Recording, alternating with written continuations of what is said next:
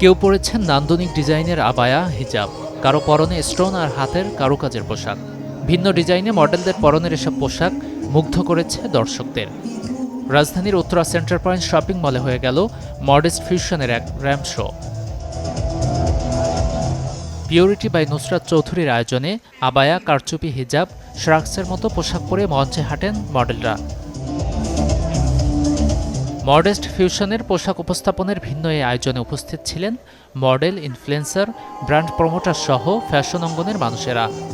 একটা মেয়ে যাতে মানে বুঝে যে না, নিজেকে কভার করেও সুন্দর করে নিজেকে প্রেজেন্ট করে মডেস্ট ওয়েতে স্টাইলভাবে নিজেকে প্রেজেন্ট করতে পারে। So that's the motto. So আমরা চাই ইন্সপায়ার করতে আরও 10 জন মানুষকে, যারা এটা ফিল করবে যে মডেস্ট ওয়েতেও নিজেকে অনেক বেশি এলিগেন্টভাবে প্রেজেন্ট করা যায়।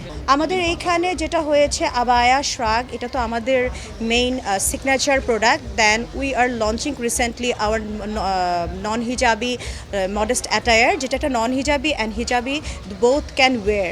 They can wear, cover themselves with a modest style. আধুনিক ধারা, স্টাইলিশ আর আরামদায়ক কাপড়ের সংমিশ্রণে শালীন পোশাক।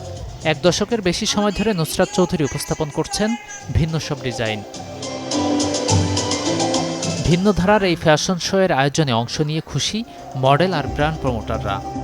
আমরা অনেক মডেস্ট অ্যাটায়ার র্যাম্প ওয়াক দেখি, কিন্তু আমাদের যে ব্যাপারটা হয়েছে যে আমরা 2020-21 থেকে আস্তে আস্তে নন হিজাবে কিছু কালেকশনস, মডেস্টিটাকে ধরে রেখে, ফ্যাশনটাকে ধরে রেখে আসলে কিন্তু আমরা চেষ্টা করেছি যেন আপনাদের কাছে সুন্দর সুন্দর কালেকশনস নিয়ে দিতে পারি। এরকম একটা show, I guess it's maybe first time in Bangladesh and we are very proud for it. এত সুন্দর করে মানে কভার করে মডেস্ট ড্রেস, হিজাবি হোক নন হিজাবি হোক, সবার জন্য খুব সুন্দর করে ডিজাইন করা হয়েছে। এই শোটার জন্য আমরা অনেক দিন ধরে অপেক্ষা ছিলাম। এদিন র্যাম্প অনুষ্ঠানের আগে ক্রেতাদের জন্য উন্মুক্ত করা হয় ডিজাইনগুলো। উত্তরা সেন্টার পয়েন্ট শপিং মলে উদ্বোধন হয় প্রতিষ্ঠানটির দ্বিতীয় ফ্ল্যাগশিপ স্টোরের। আজকের এই যে প্রত্যেকটা প্রোডাক্ট আমরা দেখলাম, তো প্রত্যেকটা প্রোডাক্ট ইউনিক। আপনি এখানে আলাদা কিছু পাবেন। আপনি এটা পরলে আপনাকে একটু ইউনিক, একটু স্পেশাল, মানে অনেকের চেয়ে অন্যরকম মনে হবে। এটা কেউ ভিজিটে আসলে মনে করবে যে এটা বাংলাদেশ না, এটা মিডল ইস্টের কোনো কান্ট্রির শপ। সো আমি ওই আশা করি খুব বেশি দিন না, আমার মনে হয় বেশি দিন ওয়েট করতে হবে না, একটা সময়ে দেখব যে নুসরাত বাইরে এক্সপোর্ট করছে।